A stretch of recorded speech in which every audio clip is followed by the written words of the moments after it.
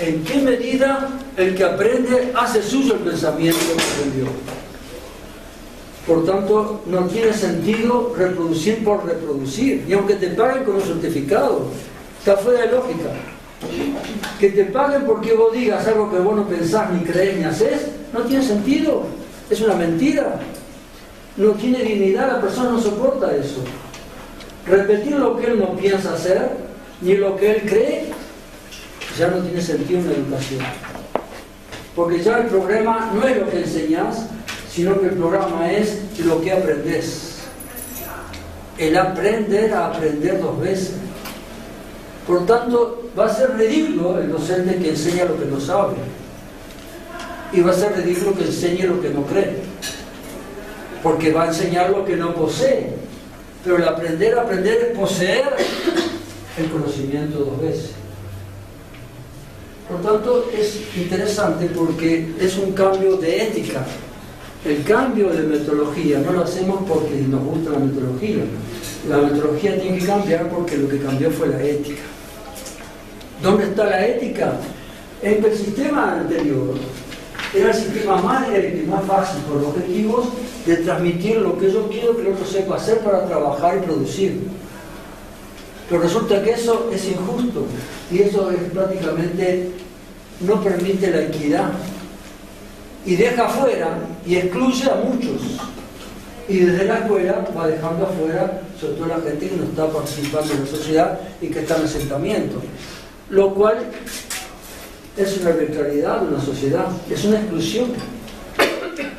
En la nueva ética es que todos tienen derecho a aprender, estén donde estén, en un desierto, en el Amazonas, en un asentamiento, en una ciudad, y aprender a aprender 2 veces es que lo central es el aprender, del que aprende por primera vez y del que aprende porque está enseñando.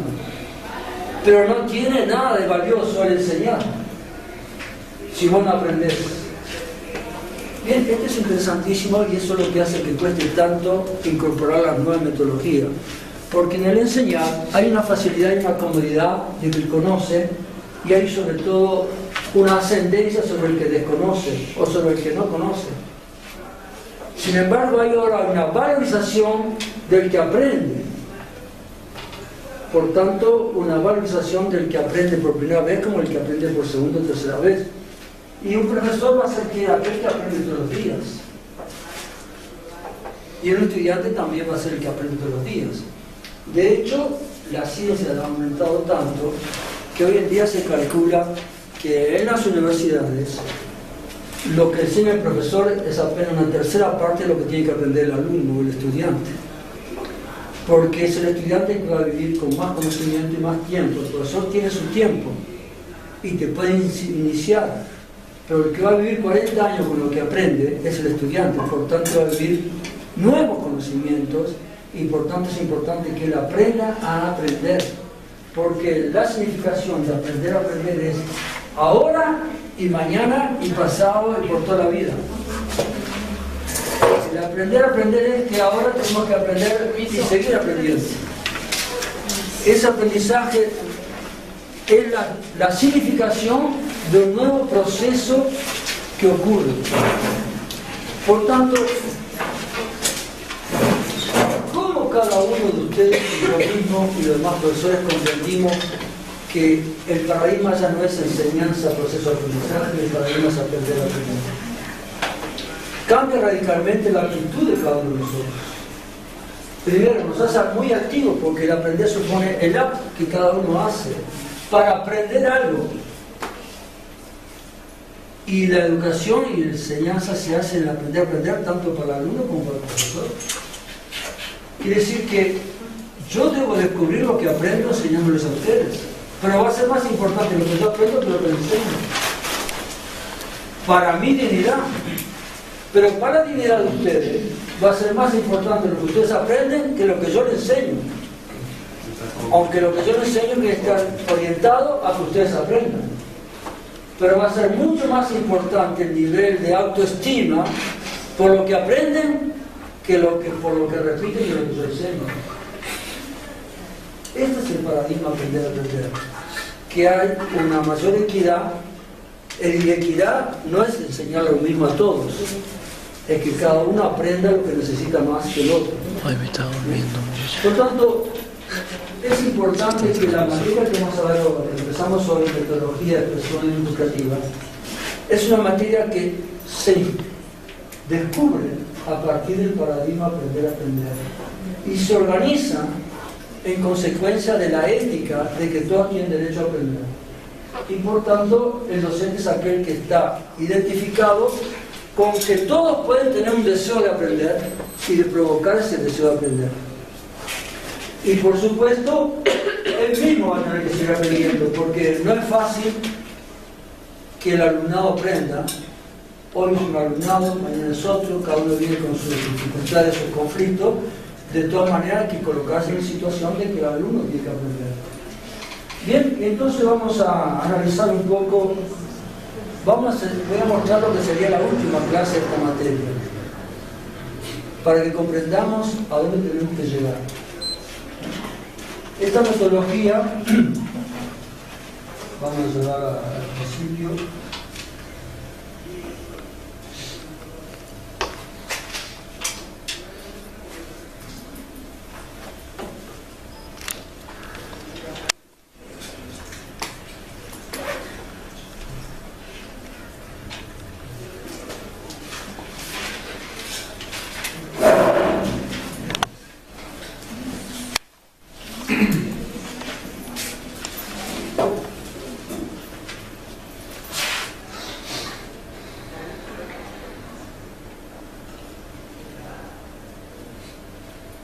Bien, el problema nuestro es el siguiente. Tenemos que salir de este esquema para entrar en el otro, para poder comprender realmente lo que nos espera en este curso. Esto está armado según el paradigma enseñanza, proceso de aprendizaje. Hay que saber para qué sirve la enseñanza y por qué tenemos que enseñar. Porque en definitiva a muchos le vamos a hacer el Estado, le va a hacer el contrato, por las instituciones se le va a pagar tanto por lo que enseña. Bien, esto muestra el significado y utilidad de la enseñanza. Somos útiles y estamos dentro de un proceso de sociedad que tiene elementos de utilidad y de producción. Eso se traduce por el método más sencillo, que lo puede usar incluso uno que no sea inteligente. Es decir, tomar una materia y retransmitirla, es decir, retransmitir contenidos. ¿Se puede seguir? Que es retransmitir el contenido. No dice ni aprenderla ni enseñarla, dice retransmitir. Y para retransmitirla tenemos que buscar la forma más simple que el alumno pueda comprenderla. Por eso tenemos que eliminarle las dificultades conceptuales, eliminar los conflictos personales, eliminar el problema del vocabulario y hacer lo más simple que haya para decir, tomamos una materia y la transmitimos al alumno. Sin embargo, estamos entrando en un conflicto muy grande. A veces hay procesos psicológicos del alumnado, por ejemplo, los adolescentes de 14 a 16 años, dicen que el liceo no les sirve porque no les enseña todo lo que precisan. Psicológicamente no estamos de acuerdo con el curso que da enseñanza media. Y la mitad sale. Cuando perdés, si sos, por ejemplo, fabricante de algo y la mitad te sale mal, te planteas, ¿no? ¿Qué hago con mi comercio? Si soy panadero y meto la masa del horno y cuando saco la mitad está quemado, como panadero me fundo, no sirvo. Si la mitad de los adolescentes no sirven con esta sistemática, algo me pasa. Pero también hay que la información social. No estamos resolviendo la cantidad de gente que queda un poco desintegrada a la sociedad porque están en asentamientos, o porque los padres no tienen una escuela, o los jóvenes no estudian, o porque no se llega. Hay muchas razones, pero hay una realidad social que no estamos llegando, y Uruguay tiene muchos repetidores en primaria, sobre todo de aquellos que viven en barrios periféricos, y además tiene ese grupo de adolescentes, y en la universidad mismo se reciben, de 70 que entran, se reciben 10 o 15. O sea que todo el sistema educativo está haciendo agua. no interesa porque hacemos una selección y tal vez el sistema sirve para la selección, no sirve para enseñar, sirve para hacer la selección. Tal vez sea esa la finalidad. Pero también crea enfermedades. O sea que si vos vas a un lugar que no te recibe o no aprendes, te da dolor de barriga, no te recibe, y por eso cuando te haces un parcial y si no lo estudiaste, o te duele la cabeza, o tenés sueño, o tenés más ganas de no ir que de ir. O sea, no te sentís con el placer de mostrar que aprendiste. Ahora, cuando estamos en la situación, siendo estudiantes, que estamos en situación que no podemos mostrar lo que aprendimos, es vergonzoso. Perdemos dignidad, perdemos autoestima. Porque justamente tu función es ir a mostrar que aprendiste. Y si no estás en condición de mostrar que aprendiste, estás fuera de la autoestima. Estás bajando de dignidad frente a ti mismo. Que después hace que muchas veces abandonas de estudiar. Bien, o sea que crea problemas esto. Pero eso está en el paradigma enseñanza, proceso de aprendizaje. Se enseña y el otro tiene que responder con lo que aprende. Bien. Incluso hay estudios de sociología que muestran que el sistema escolar actual le da muy bien a los niños que tienen padres que hacen los deberes muy bien con el niño. Pero el niño que vive con padres que no saben hacer los deberes siente frecuentemente dolor de cabeza y no tiene ganas de ir a la escuela y a veces siente vómitos. Y los niños que los padres son analfabetos y no están acostumbrados ni a la lectura ni a los libros, son niños que finalmente repiten cuarto año cuando tienen que hacer raciocinio. O sea, se enferman porque justamente no tienen la introducción al lenguaje ni la introducción a la matemática que hacen espontáneamente los padres. Es una escuela que con la didáctica actual que pide la reproducción del profesor, le pide y lo sabe hacer solo el niño que está acostumbrado a que hacer los deberes junto con los padres. Por eso que los maestros cuando algo no marcha bien llaman a los padres. Con el adulto, el joven pasa lo mismo. Los que más se reciben en el Uruguay son los que tienen padres instruidos con títulos universitarios y bibliotecas. Pero la mayor parte de la clase media que no tiene biblioteca en su casa anda a los tumbos para recibirse en la universidad. Por eso que en la universidad se reciben, de 70 a 500 se reciben 10 o 12, como pasa entre nosotros en la educación física. Pero sin embargo tendríamos que llenar el deseo de todos recibirse. Lo que pasa es que estamos con una enseñanza que solo favorece al que tiene ya el antecedente del hábito de la lectura y tiene los libros. Porque nadie se le puede ocurrir que pueda hacer una carrera de 4 años en la universidad sin leer 3 libros o 5, tendría que leer 30, más o menos, 10 por año. ¿Y cuántos vienen a la universidad y piensan que pueden recibirse sin leer un libro? O, en efecto, se reciben sin leer. Quiere decir, eso ocurre porque no es una universidad, es una enseñanza media. Pero crea este conflicto, porque no está enraizado que el aprender es parte de la dignidad que nos construimos con el aprender a aprender. Está enraizado que es un deber frente al que enseña.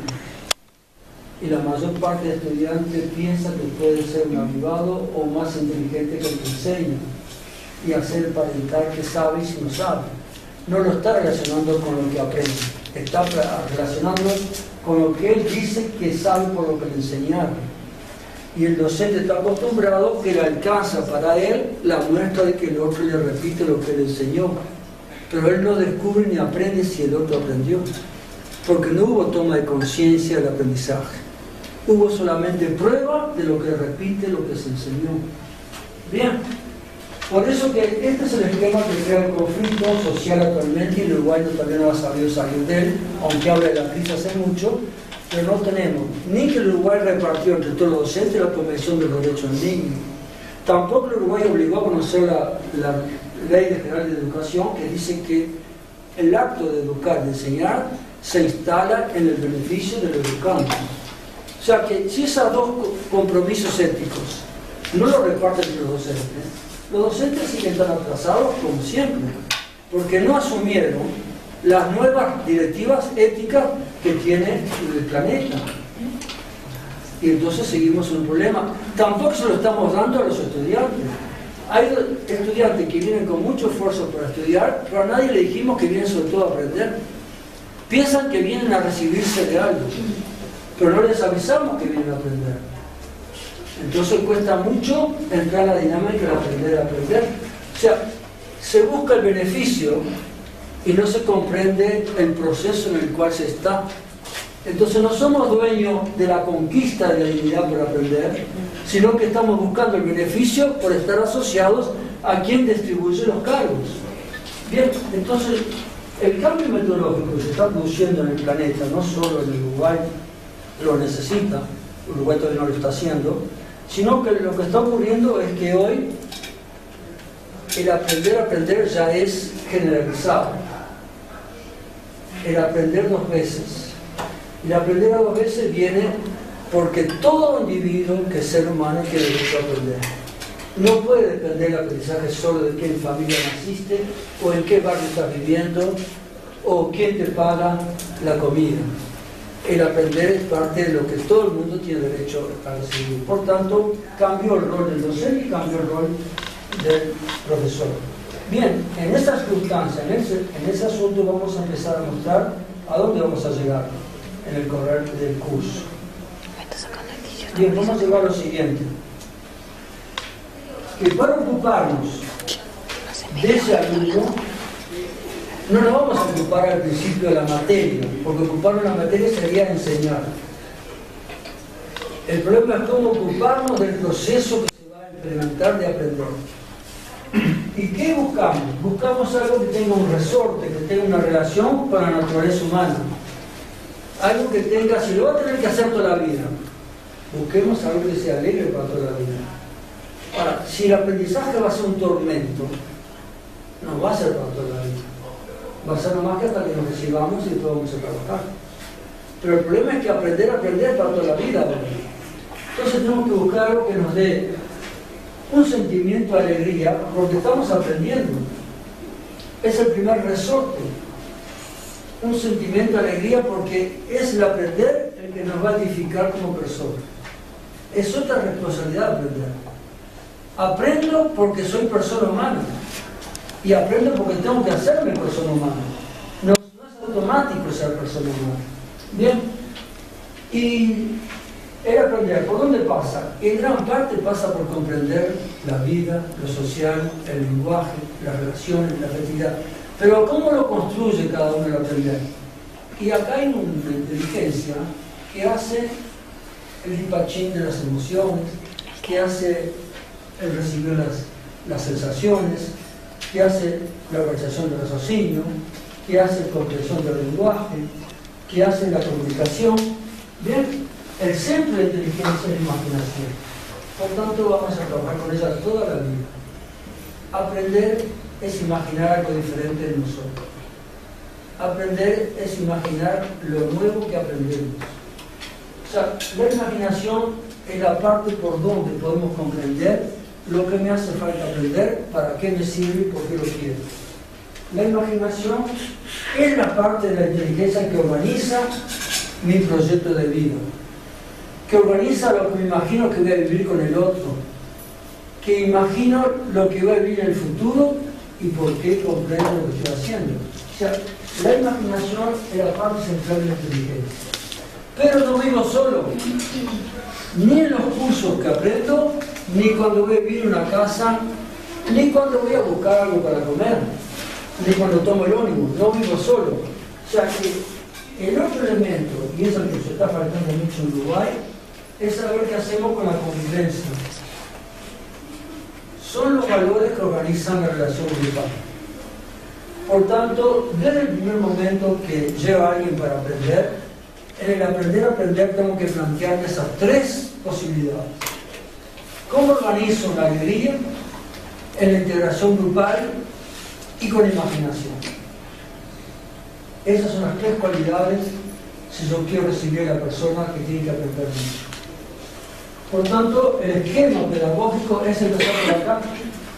Acá todavía no hay contenido de ciencia, no hay contenido de materia, hay solamente la persona. La persona, porque es ella la que va a hacer el proceso de aprender. Yo puedo invitarlo, puedo ofrecer un camino, puedo sugerirlo, puedo 1000 cosas, menos hacerlo. el único que puede aprender es el mismo.